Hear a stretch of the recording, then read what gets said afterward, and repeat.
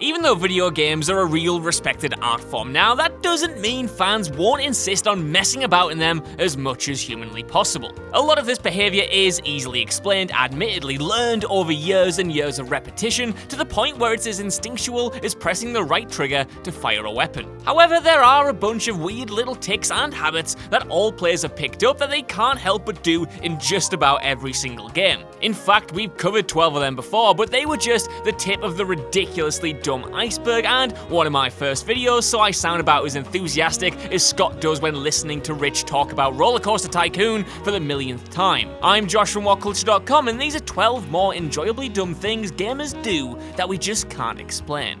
Number 12. Checking to see if your character has legs. While most player characters in first-person shooters these days have fully realised character models, in older games it was more likely that you'd just be a floating, disembodied gun rather than a real human being / badass space marine. Consequently, the first thing you do when a game gave you control was to look straight down and actually see if you had any feet. Though it's a tiny detail, well, as tiny as not having a lower half gets, there was something genuinely satisfying about seeing your character's bottom half when you looked down. Maybe it's because it made you feel like you were actually occupying space in the world, or maybe because we all have a strange thigh fetish, checking out a character's legs was an absolute must. And while most FPS protagonists have their body in view these days, it's just instinct to double check that the developers have included it. Number 11. Saving your game, killing an entire town, then reloading. Few games these days allow consequence-free violence like you used to find in titles such as Dead Rising or Prototype, but that doesn't mean our lust for kicking back and massacring hundreds of NPCs,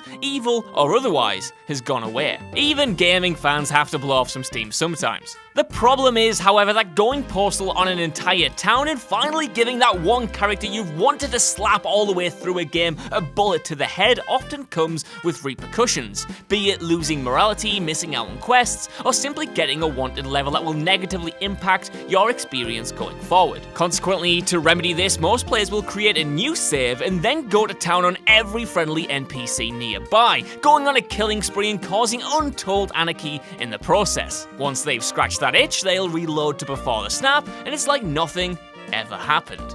Number 10.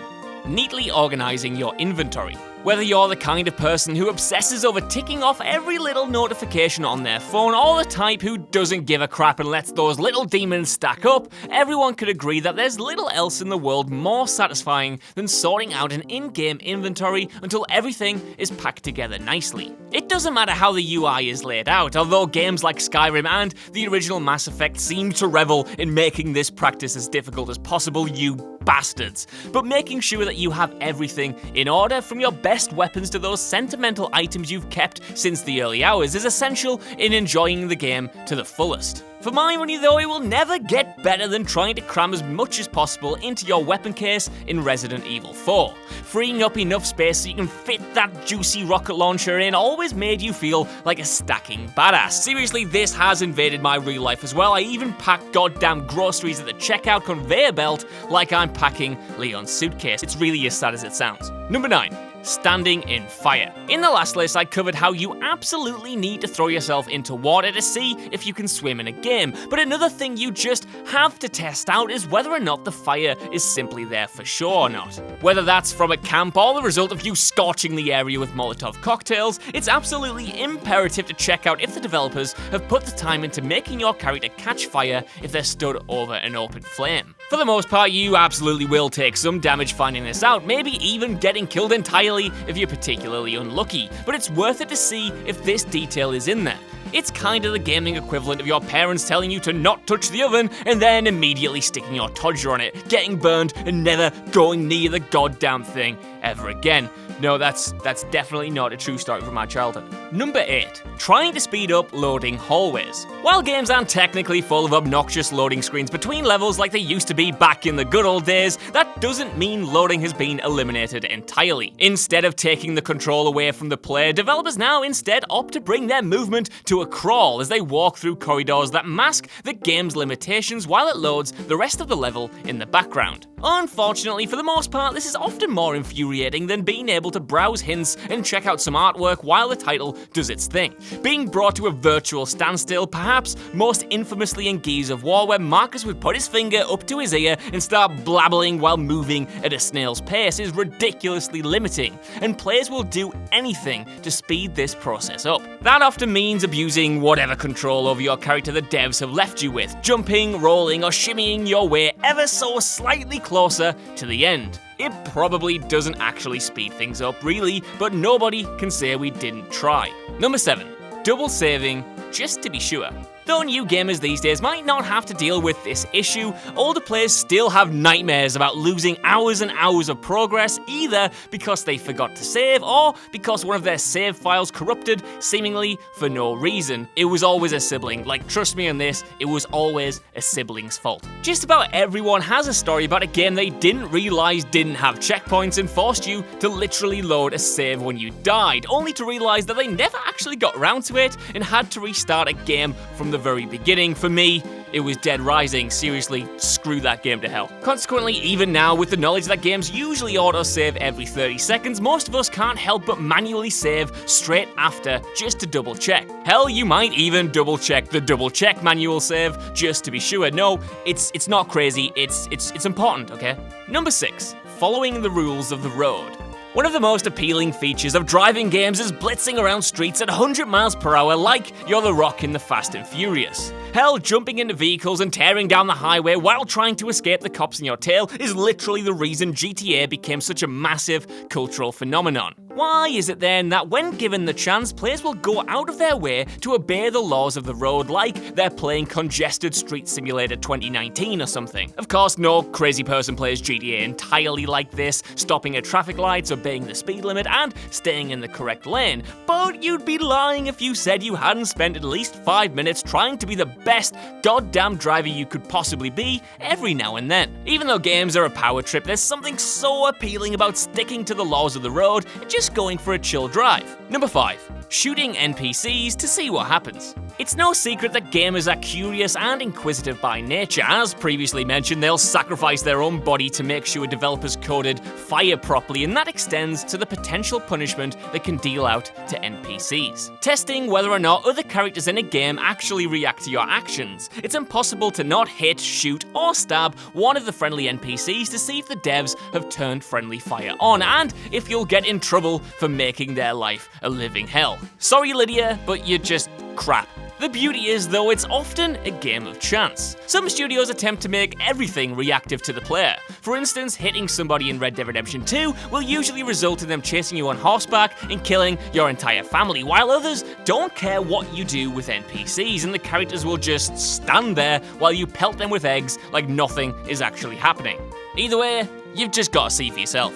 Number 4. Spinning the camera around as fast as possible in an FPS. Alright, okay, you've got me. I have absolutely no explanation for why this one is so satisfying, but I'd be lying if I said it wasn't. When first launching into a game, first-person shooters do admittedly work best. All players have a tendency to hold left or right and spin the camera around as fast as possible until you give yourself a headache. Again, the reason for this is anyone's guess, but it does actually kind of have a practical use. It's an easy way to identify a game's frame rate, and the higher it is, the smoother spinning in a circle will be.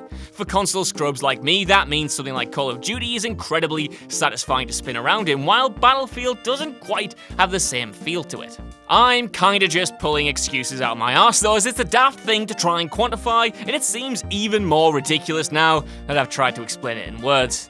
Sorry. Number 3. Jumping to certain death in case there's a secret. In the previous list, I covered how one of the first objectives of any player jumping into an open world title is finding the highest point of the map, climbing to the top, and then throwing themselves off to certain death. Yeah, you die, but it's worth it just to say that you did it. There is another far more frustrating habit all gamers have though, and that's jumping directly into the void, which they know in the back of their heads is a bad idea in case there's a secret lurking at the bottom. We've been trained by developers to look for secrets in certain places, so when you see a drop in a game like Bloodborne that looks a little bit suspicious, a part of you wants to jump into it in case there's something hiding at the bottom. Yeah, most times it only results in a game over screen, but on the off chance it does result in a secret area or hidden item, it validates every other disastrous attempt. Number 2. going the opposite direction to where you're told. In the era of video game handholding being so extreme that for the most part you'll spend the majority of a title looking more at the waypoint on your map than you do the ridiculously detailed world around you, players will still revolt against the path they're told to go. If you're given the choice to go either left or right and the map is telling you to go one way, it's just instinct to check out the other area first. For the most part, this is because the other route is often home to secrets the devs have tucked away, and after all, they wouldn't just put a door to another area that has nothing to find, right? Right? Well, sometimes that other way is home to nothing but a dead end, placed there by the devs to simply create the illusion that the game is less linear than it actually is. Still, even with that knowledge, you've gotta make sure for yourself. Number 1. Climbing a mountain as a shortcut. In the same way players never go where they're told, they'll similarly do anything to find a quicker route to their destination than the one set out by their GPS. Especially in open world games, journeying to your next objective isn't a simple case of walking in a straight line, as there could be buildings, swamps, or mountains in your way. Or so many mountains. Of course, we'd rather go through rather than around, even if you're not technically supposed to. As a result, we'll throw ourselves over and over again at a mountain, trying to exploit every nook and cranny to climb up what's essentially a vertical line. Sometimes it works though, and it feels as though you've cheated the game in a way and created a little shortcut for yourself, but more often than not you'll end up hurtling back down to the ground as your character ragdolls to death. Even when it's far beyond the realm of being a shortcut any longer, you'll still not give up, stubbornly trying to climb over rocks even though you could have arrived where you needed to be about 10 minutes prior.